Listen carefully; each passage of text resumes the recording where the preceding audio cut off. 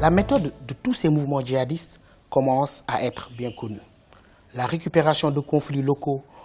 auxquels on trouve un habillage prétendument islamique, puis tendre le piège de l'intervention militaire afin de créer un nouveau terreau de radicalisation.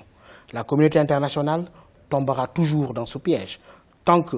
privilégiant l'intervention a posteriori, la question de la prévention par l'éducation et la justice sociale n'est pas prise au sérieux dans des régions où l'achat d'un char vieux modèle coûte souvent plus cher que la construction d'une école. Bakary Samb, enseignant-chercheur à l'Université Gaston Berger de Saint-Louis au Centre d'études des religions, coordonnateur de l'Observatoire des radicalismes et conflits religieux en Afrique. En écrivant ce livre, j'ai fait le pari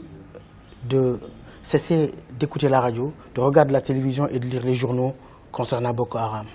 Ce qui m'intéressait surtout, c'était de répondre à cette question essentielle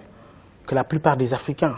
et des gens se posent en général, c'est que veut Boko Haram? Je me suis donc attelé à répondre à cette question,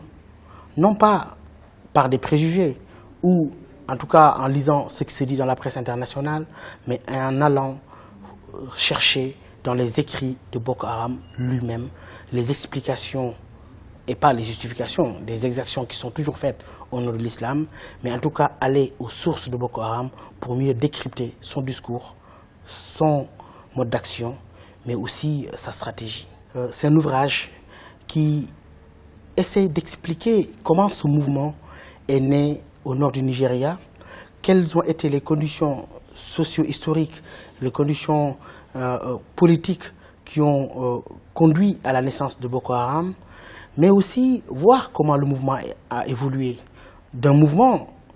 de demande sociale à un mouvement aujourd'hui terroriste. Le message dans cet ouvrage, c'est pour dire que voilà un mouvement